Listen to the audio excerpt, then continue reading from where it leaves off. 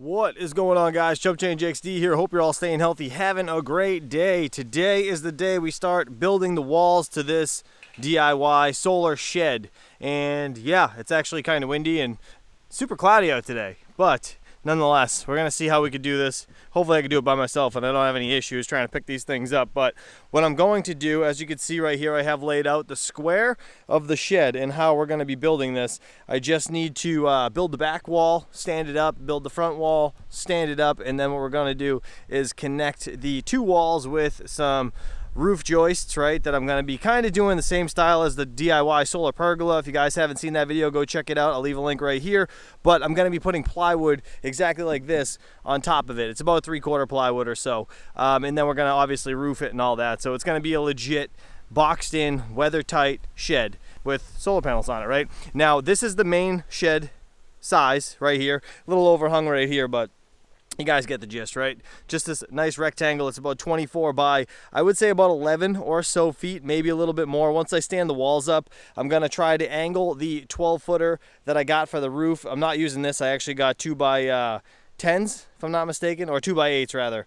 The same ones that I used right here, actually. They're just not PT, right? So we're going to be using those for the roof rafters.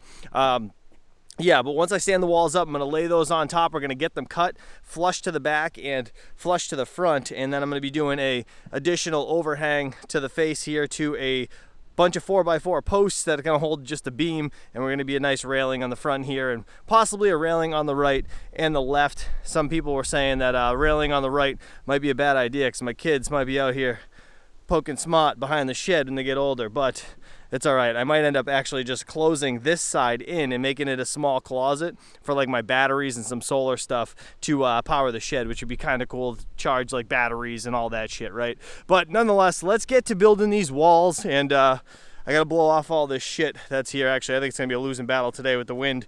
So actually, you know what, I'm not even gonna bother. I'm just gonna build right over it. Yeah, we're gonna build a 12-foot wall first. We're gonna try to stand it up, then we'll build the 8-foot wall, try to stand that up, and go from there. Let's do it. Am I the only one that uses his kid's wagon for tools when you do projects around the yard? It's totally convenient. All right, first things first, I gotta mark all these, or the base plate here, right? The base plate and the top plate, I gotta mark 16 on center for all the studs so we can get them all nailed perfectly fine. I'm gonna build a full 12-foot wall right to the end, and then at the middle I'm gonna double it up, obviously with this one being right next to it, and I'll build another wall. That way I only have to stand up one at a time individually. And a little trick when you're going to build the walls first and then pick them up after, I'm gonna take a scrap piece of wood, probably like that pressure treated or maybe a couple 2x4s, and I'll end up nailing them to the outer face of this shed base. That way I can stand the wall up and they don't slide off the platform. But nonetheless, let's get building this thing and let's get it stood up. So that worked out nicely. Extremely tall and definitely not easy to lift by myself, but biggest thing was the wind started blowing. I got a little nervous. I thought this thing was gonna take a tumble. What I should have done was nail the 2x4 to the inside of this, and as I lifted it up, let the 2x4 swing down to make a brace right here. But I ended up bracing it with a 2x4 there and a 2x4 there, and then I nailed in the plate in 4 different spots for now. I'll add some more nails later, but these 2x6s right here, the scrap ones, worked nicely. Now I'm gonna take those off. I'm gonna move them down here. I'm gonna build the next section of the wall. We'll stand it up as well right next to it, and then we'll get them completely landed, and then we'll start doing the, we're probably gonna have to do the side walls, to be honest, keep this thing from collapsing, and then work on the front wall. So let's do it.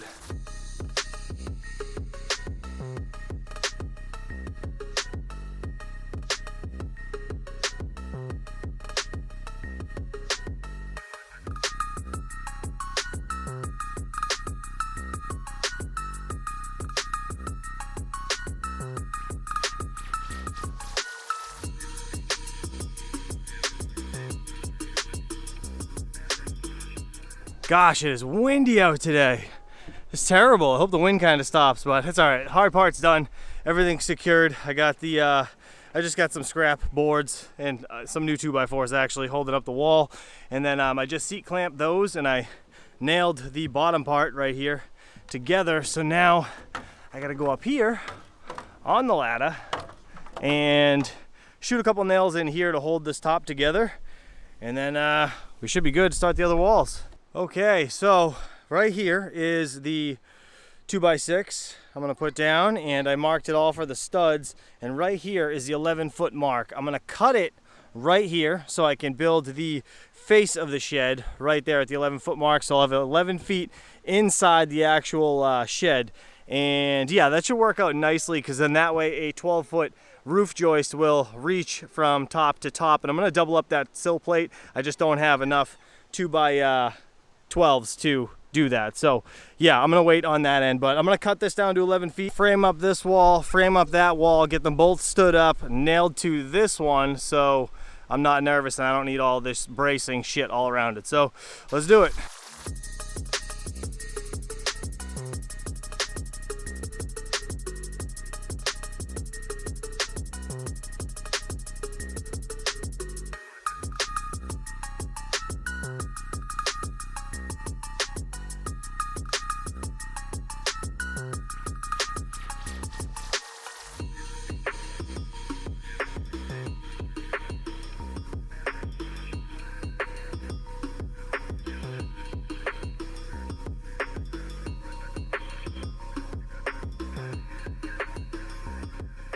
Not too bad. Came out nice. Everything's secure, all nice and square. I checked it with the little square I got there, and I actually measured from corner to corner and then face to face, and it came out to 23 feet 1 3/4 inches inside. So that'll be the inside diameter, and then about 11 feet this way to this way.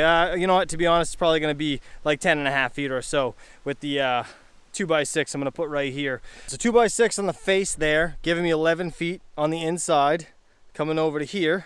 Then I have another 8-foot gap, right, for where the door is going to be, and then another 8-foot wall to the face here again, 11 feet on the inside. Now I think if I want to do like 4-foot doors, I could, but I think that's a little bit too big. So what I'll end up doing is framing up this 8-foot wall, and then I'll end up putting a foot piece here and framing like a small 1-foot section and a 1-foot section here to hold up the header for the door, and I'll make the door 3-foot doors, so it'll be a 6-foot opening. I think that's more than enough. I don't think I need 8. That's a little crazy, but let me build these walls, get these ones up, get it all secured, and then we'll figure out the door.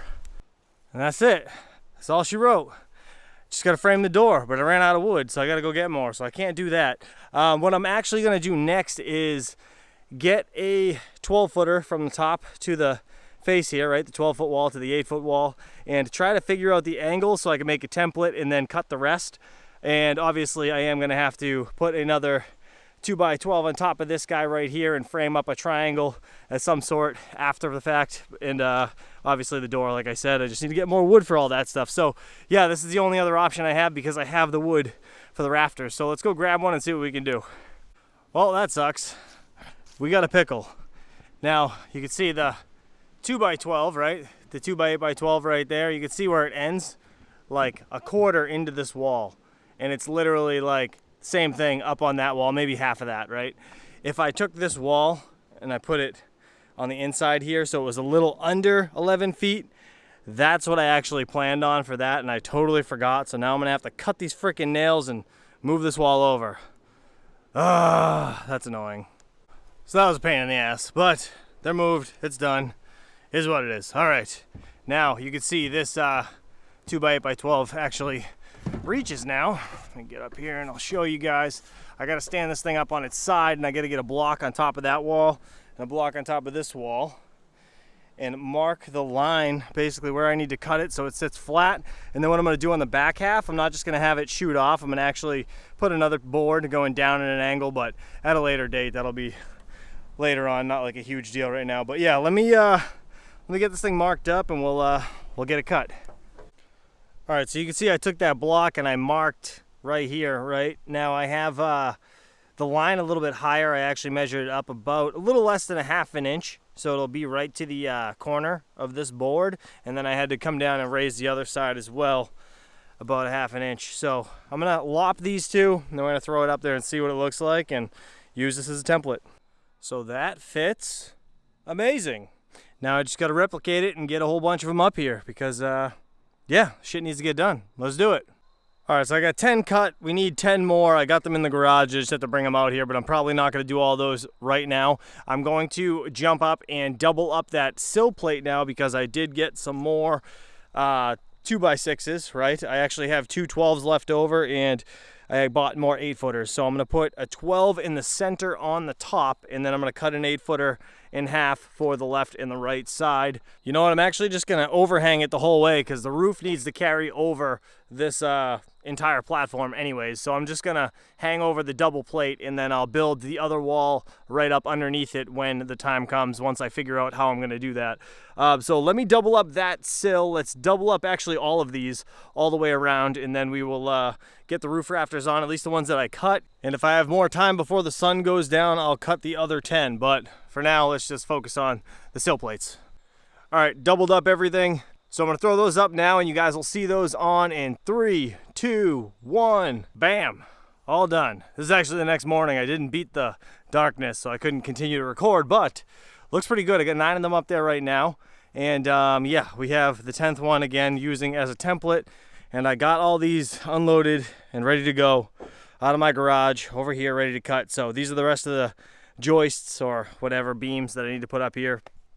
Then we're going to be taking these 2x8s right here. I'm going to use this guy to create a beam for the front rail here where the 4x4 is going to come up and hold that up. I need to make a 32-foot beam. I'm going to overlap it, and you guys will see how I got to do it, but it's going to be 2 pieces of this 2x8 and a piece of plywood. I actually just unloaded all this as well. I'm going to be doing this around the entire outside of the shed except for the face. I think the face I'm going to do some nice line work plywood that costs like triple the amount that stuff costs. So yeah, that's what we're gonna do there. But this stuff should work good for the beam. And then I got some of the 4x4s. I actually got to make one more trip to Home Depot to get some more 2x6s so I can continue to build this door frame. Okay, everything's unloaded, and man, I feel like that's all I've done today is just unload shit. But I got all the 4x4s over there, 2x6x8s here, 2x6x12s here. Yeah, and then the 2x8x8s here and the 2x8x12s over here. So we're gonna get these all cut up for the joists now. We're gonna get those up, get this door framed, then we're gonna call it a day, and we'll save the other walls for another video. So let's get to it.